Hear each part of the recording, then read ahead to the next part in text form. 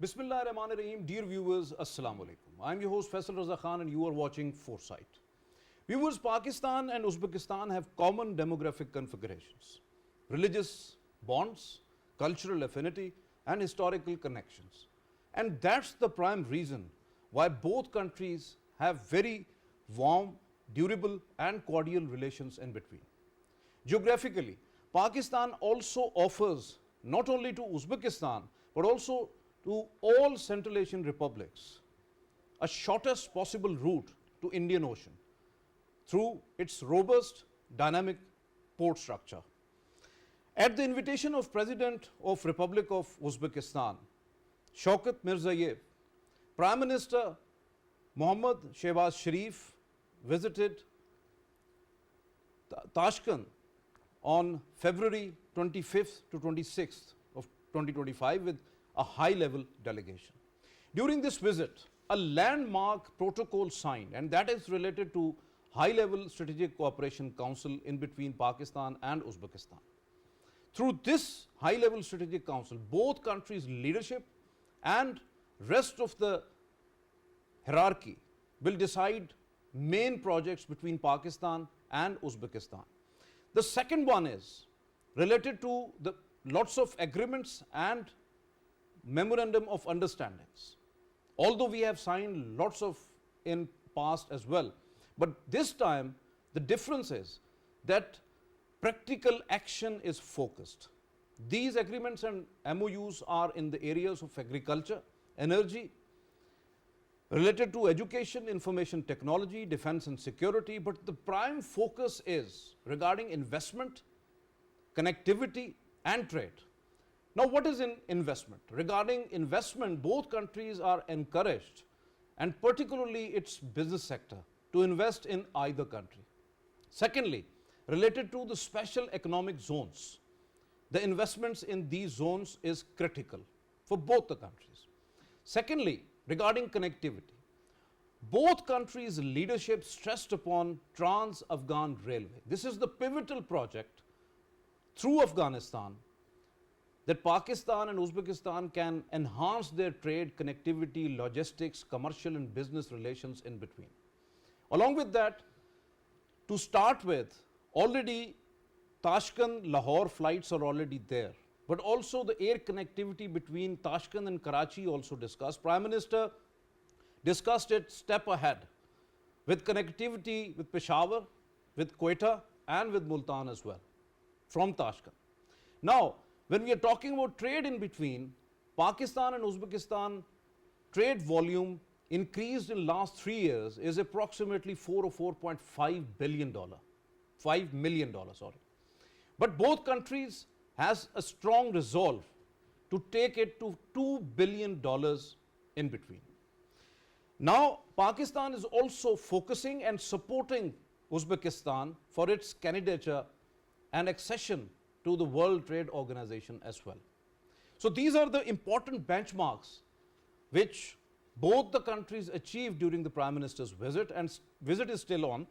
But we will discuss the importance of this visit and Uzbekistan-Pakistan relations, particularly in the economic field, because it's all about economics. So, we have in our studios Mr.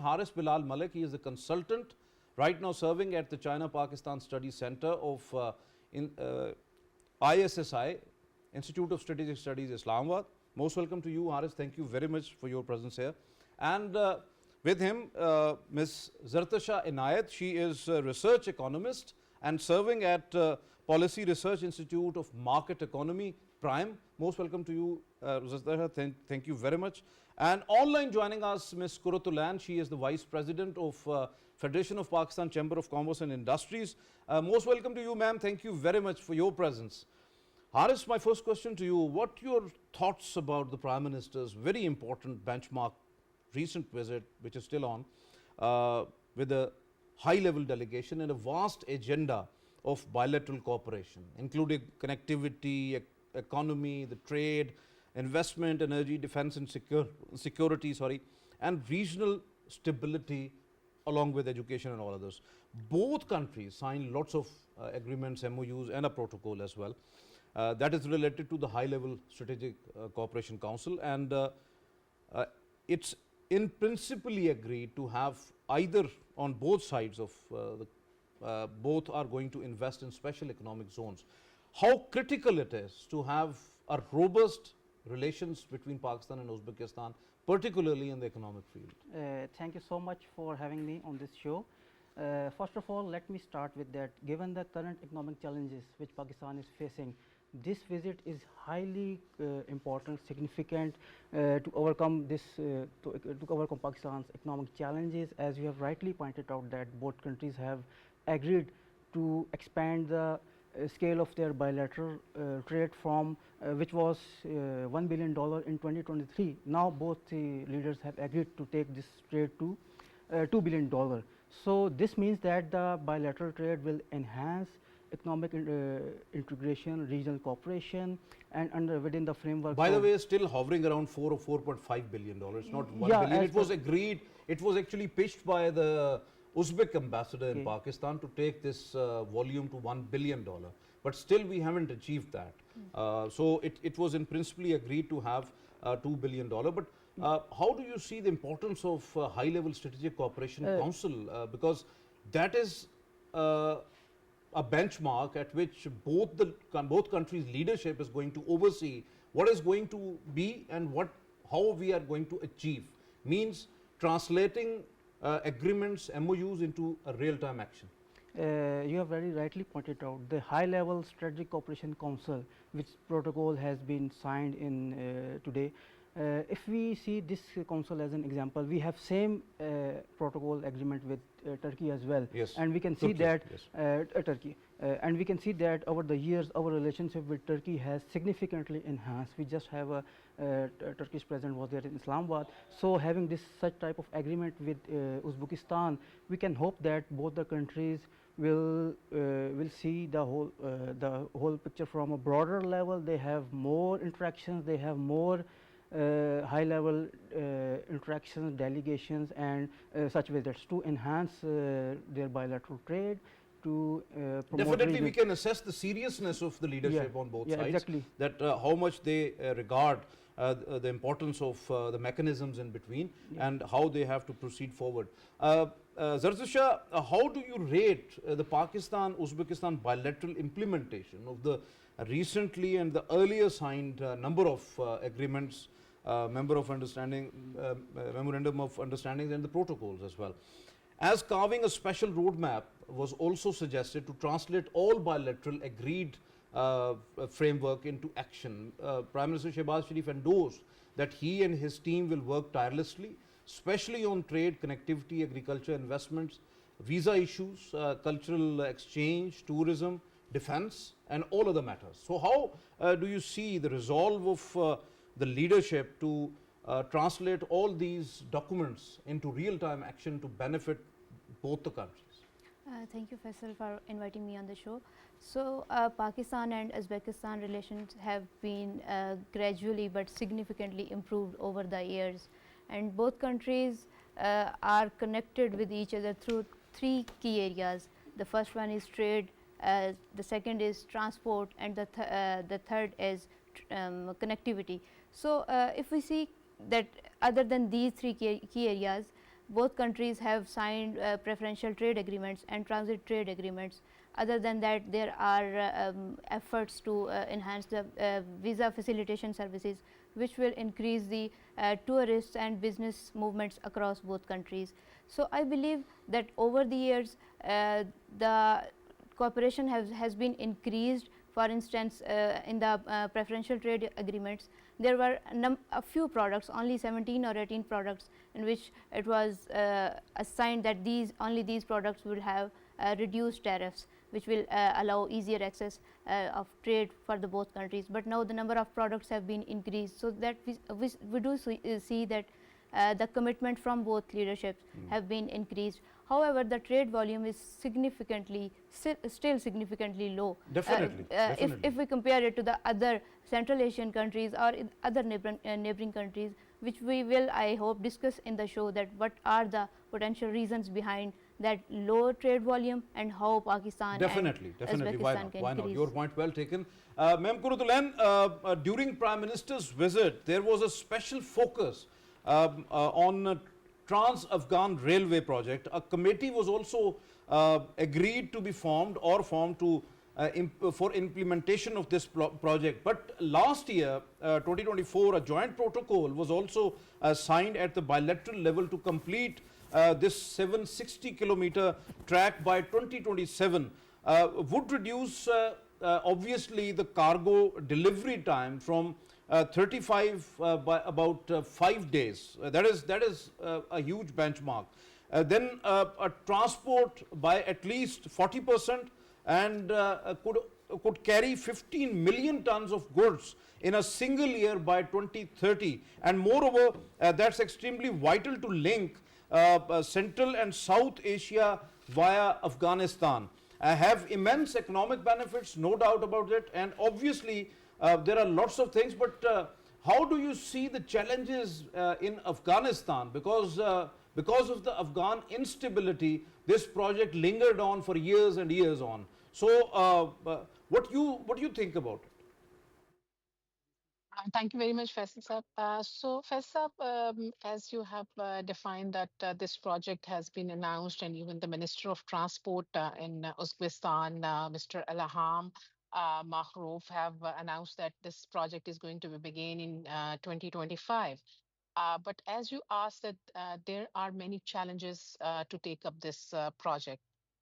The major challenge is definitely the financing and the investment, because the estimated cost of the project ranges from $4.6 billion to $8.2 billion, depending upon the infrastructure requirements and the security risks. So various international financial institutions have expressed their interest in funding, but definitely the security concern needs to be addressed. And the security concern is a very key challenge issue between Pakistan and Uzbekistan because of Afghanistan and Taliban factions in Afghanistan. So security, instability, and international isolation of Afghanistan could create hurdles in ensuring smooth transit along Pakistan, Afghanistan, Uzbek trade route. Then this railway project is basically not an economical project.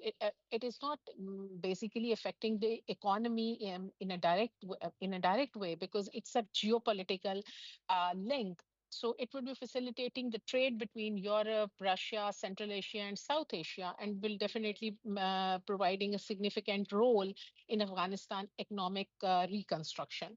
But this Trans-Afghan Railway holds immense potential for unlocking the economic potential and growth, and will be providing a route for the regional trade, which is very important. And Pakistan looking upon this regional trade. Then you are talking about trade. It is very important when we are talking about connectivity, any sort of a connectivity that obviously have a core theme to increase trade among the countries and even among the region.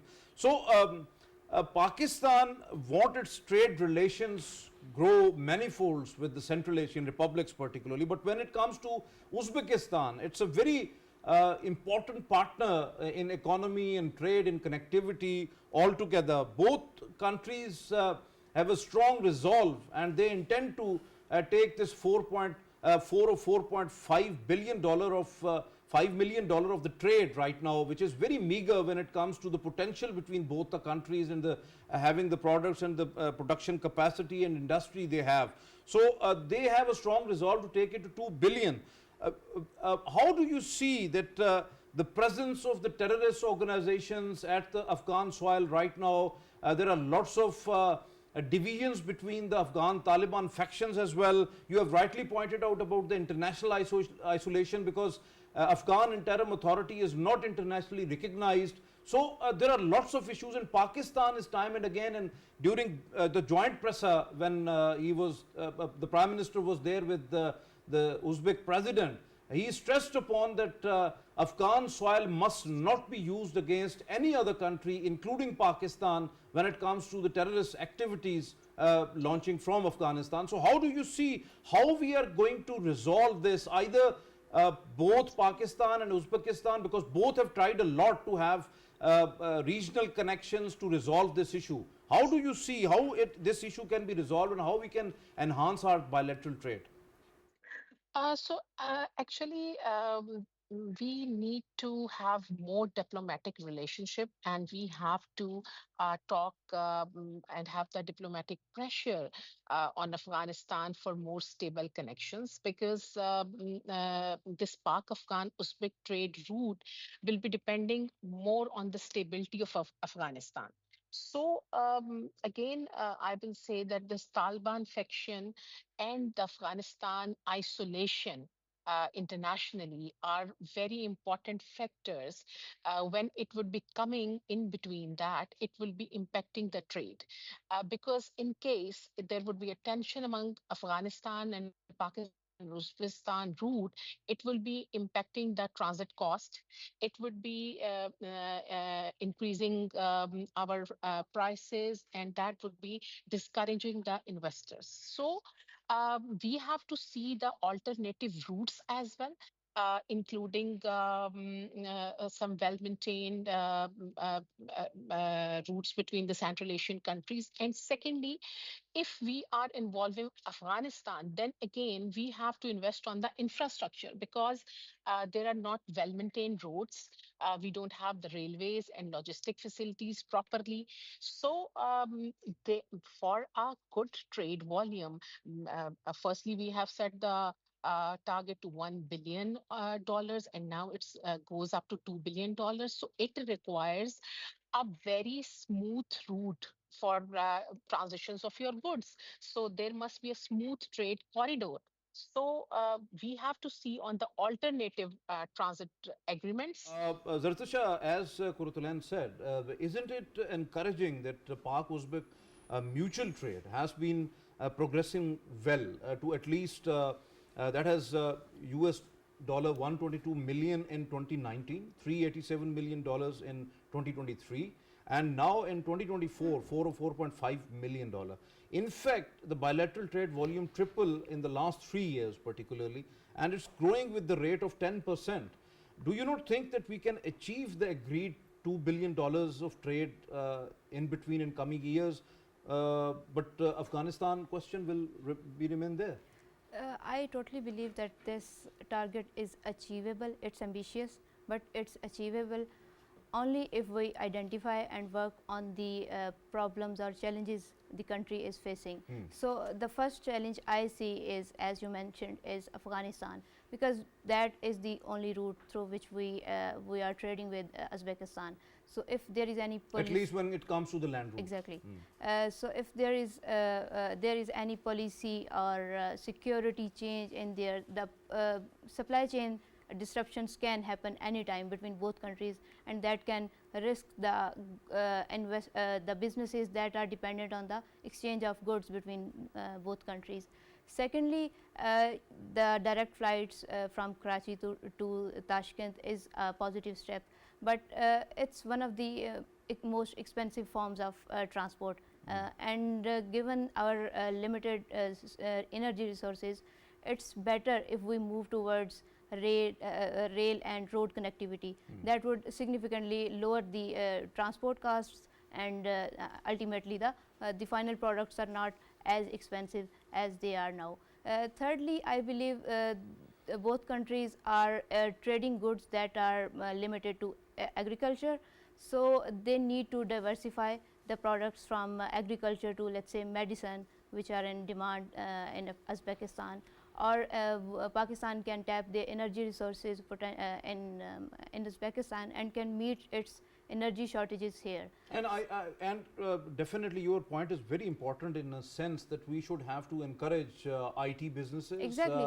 We should have to be like machinery and the vehicles, the electric vehicles and all others. Exactly. That trade must have to be boomed, Yes, because ultimately that can increase the trade volume many Exactly. folds. So Haris, whether the program for industrial cooperation 25-26 make any difference, as it tends to explore and promote businesses, investments and joint ventures, particularly the opportunities in the textile, leather, tannery, pharmaceutical, food processing, agro businesses, IT and others, while how Pakistan and Uzbekistan recently established the international trade and cultural centers in Karachi. So that according to Uzbekistan will contribute to bilateral economic and commercial relations. So how important these steps are in a sense. And what about the program for industrial cooperation, because that is again a very important step. Thank you, Faisal. The program for industrial cooperation, as you have pointed out, for the year 2025-26 is very important for Pakistan, for Uzbekistan as well. It will enhance the bilateral economic relationship. It will enhance the industrial output of both the countries, and to share their industrial products to enhance the trade. And ultimately, this will lead towards the regional economic integration, because Uzbekistan is not very far from us, and to have a better trade, we are already since in the process of finalizing the Trans-Afghan Rail project. So once that will be finalized, such an initiative, futuristic perspective, this will enhance the bilateral trade between the two countries. And as far as their centers in Karachi are concerned, these centers will ultimately, they will provide a platform for business interactions, for exhibitions, for business to business interaction from private sector. So I think this program itself is a very visionary and a very futuristic. And when Karachi is the commercial and economic hub of Pakistan, so that is very important. Zartasha, what would be the ultimate outcome of the preferential trade agreement? Because we have that agreement from the last couple of years or more than that. 34 priority goods with less duties range to about 20 to 100%, because it ranges to different percentage. And also the non-tariff barriers were promised to be minimized by mutual recognition of standards and easing the procedural requirements of the goods covered under the preferential trade agreement. So how do you see that, how much PTA is effective actually regarding boosting the trade in between and removing the unnecessary barriers which are already existing when it comes to every two states having the bilateral trade between each other? So as an economist, I cannot emphasize enough on exchange of goods or services without any tariffs even, because you know the ultimate purpose of tariff is not revenue collection. Definitely. It's for the security measures, and it's for the regulation, right?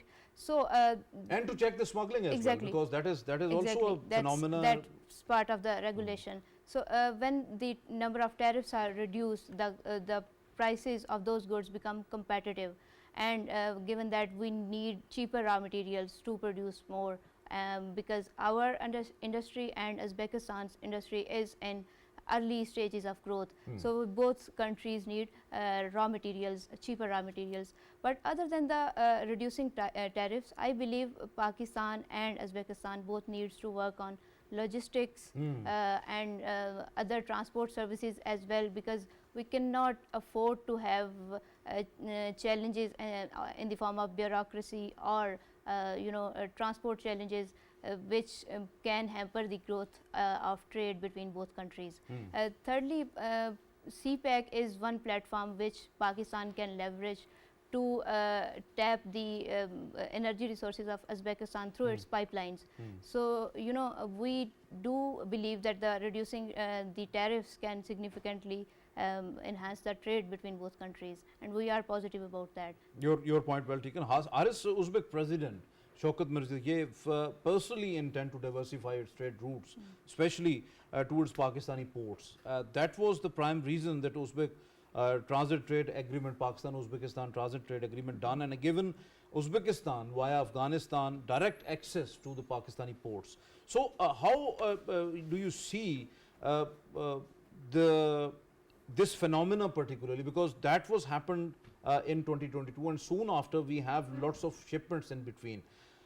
When Tashkent actually received its first transit shipment, then soon after there was some hiccups, hurdles within Afghanistan, and we have problems with that. So do you not think that there should be some other alternative must have to be there along with this one, and we have a robust kind of diplomatic connections with Kabul, both countries, Uzbekistan and Pakistan, so that we can resolve these issues, because ultimately Afghan economy will get benefit when there would be transit routes, having the transit pipelines or the transmission, energy transmission lines from Afghanistan. Thank you. Since this is a renewed focus of both the countries to enhance that the professional trade agreement, and now since both countries have already signed in 2022, but now with the within next 2 years, there was not a very huge development or very significant trade between two countries, but still there was some trade between Pakistan and Uzbekistan, from Karachi port, and for Gwadar, now Gwadar port being operationalized, Gwadar airport now being operationalized. So it is an opportunity for both the countries to utilize this as well.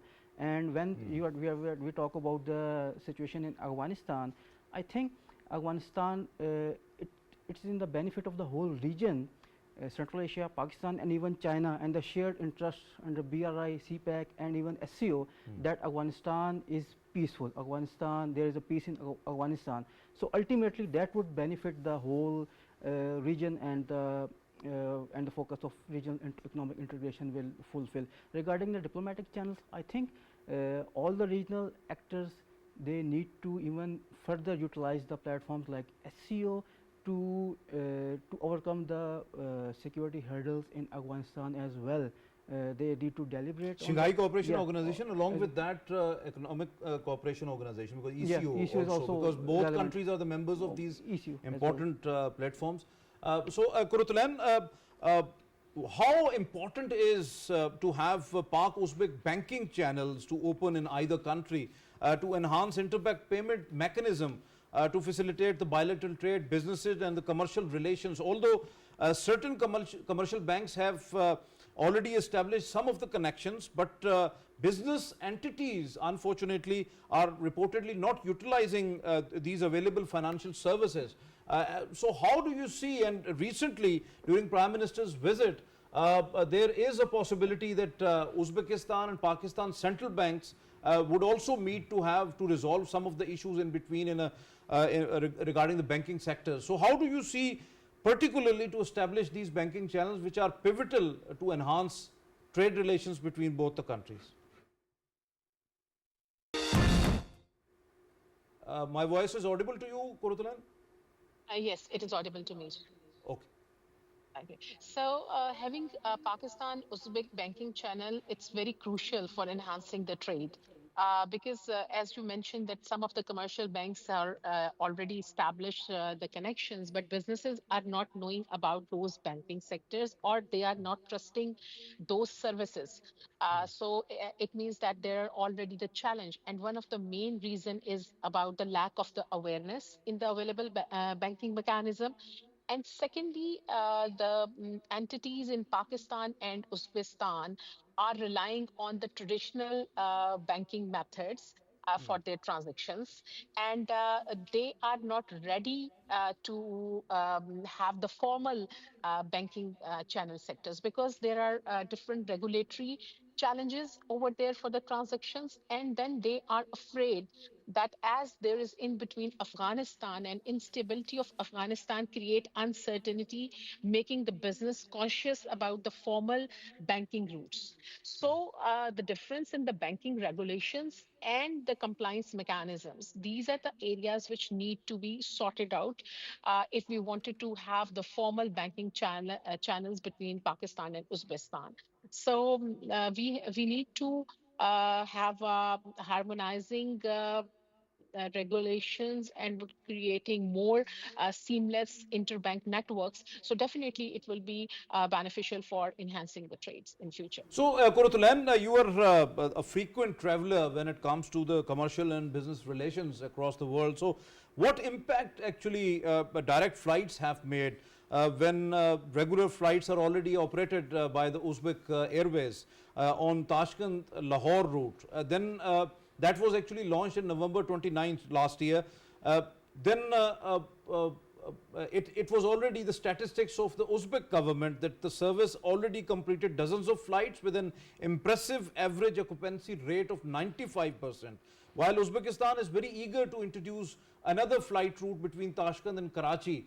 So how do you see how important it is to connect both the countries, to ease of doing business between Uzbekistan and Pakistan? Along with that, have cultural connections, and as Prime Minister said about the tourism between both the countries. So how much important it is to have direct flight routes between Pakistan and Uzbekistan? Yeah, this is very important when we are talking about the trade or bilateral relationship between two countries. If we have a good connectivity to the air corridors, then it is quite easier to save the time for the business people.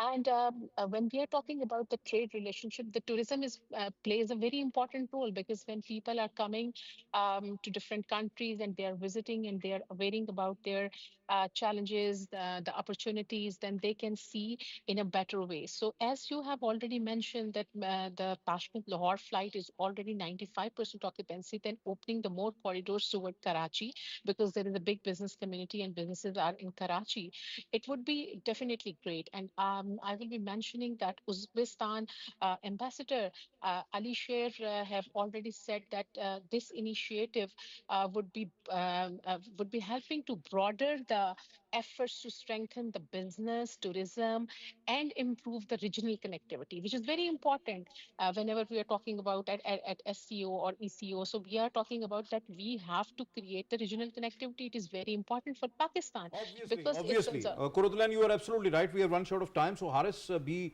quick and brief. Sure. What about the defense relations in between? Because we have learned early on, there were some reports that Tajikistan is interested to have some critical military equipment from Pakistan, particularly in the Air Force domain. So how do you see these relations between, because Uzbekistan is already very eager to have its robust defense?